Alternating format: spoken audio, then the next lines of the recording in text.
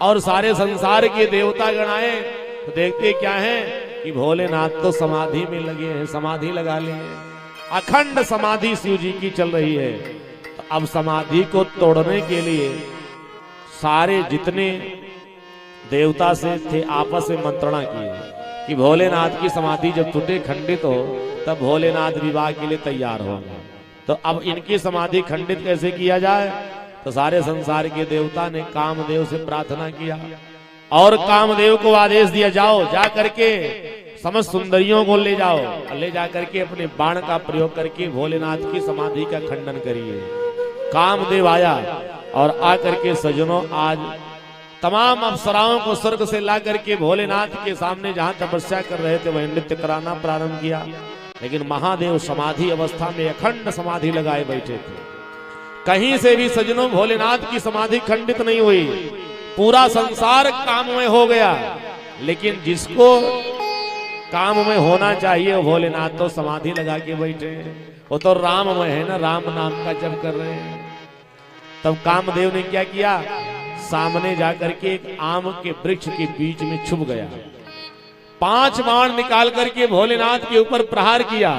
और जब भोलेनाथ के हृदय में बाण लगा कि सौरभ पल्लव मदन विलोका तो भयउ कोप कंप्यउ त्रयलोका। तब सीवती सर नयन उभारा चितवत पामो भयउ जरि छारा।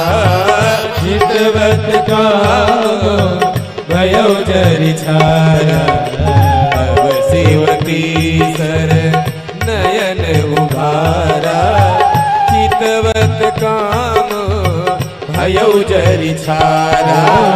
चितवत कामो भयउ जरि छारा।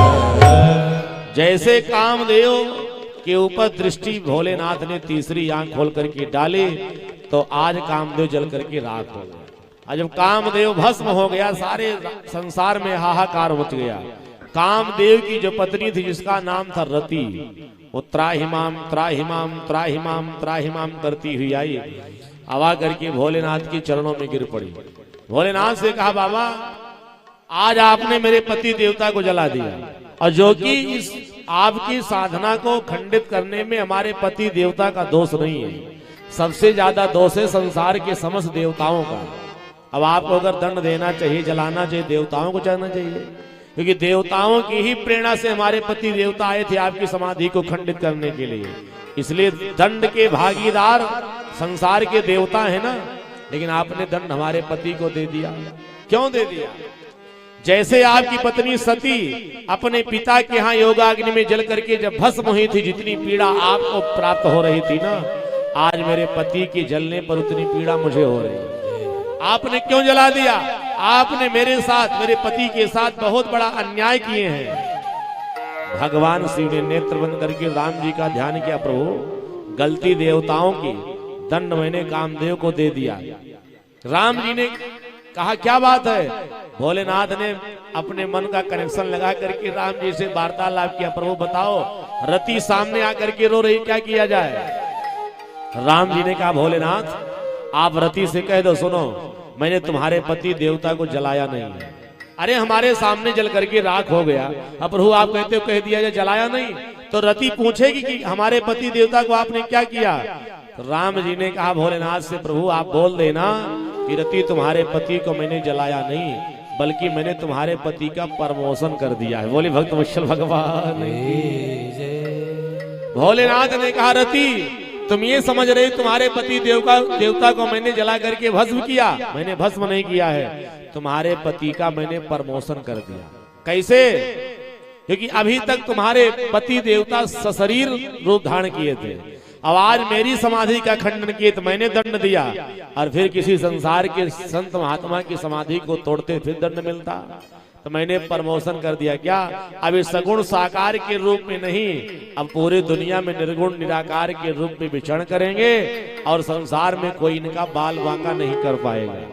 तो रति ने कहा जब बाल बांका नहीं कर पाएगा तो क्या मुझे जीवन भर अपने पति का दर्शन नहीं होगा? भोलेनाथ ने कहा होगा। जब किसी एसडीएम को डीएम बनाया जाता है, प्रमोशन करके डीएम का पद दिया जाता है, तो जिस जिले में वो एसडीएम होता है ना, उस जिले से उसका ट्रांसफर किया जाता है।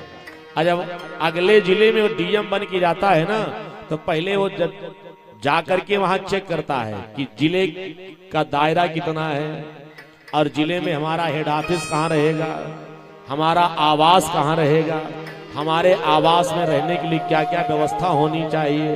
तो जब तक ये सारी व्यवस्था वो डीएम करता है ना, तब तक उसकी पत्नी पहले वाले जिले में जहां एसडीएम के रूप में काम करता रहता है वहां पर रहना पड़ता है।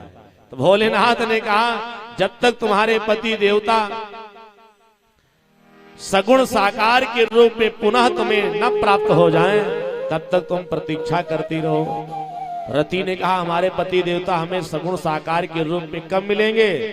तो उसी समय सज्जनों भोलेनाथ ने कहा कि जब यदुवंश कृष्ण अवतार होई हरन महामही भारा, होई हरन महामही भारा। कृष्ण तनय होई पति तोरा, कृष्ण तनय होई पति तोरा। वचन अन्यथा होई न मोरा, वचन अन्यथा होई न मोरा। आप चिंता मत करिए, जब संसार सागर में भगवान श्री कृष्ण का अवतार होगा द्वापर युग में, तो उनके प्रथम पुत्र के रूप में सज्जनों जो पुत्र की प्राप्ति होगी वो तुम्हारे पति देवता ही रहेंगे। बोली भक्तवत्सल भगवान की।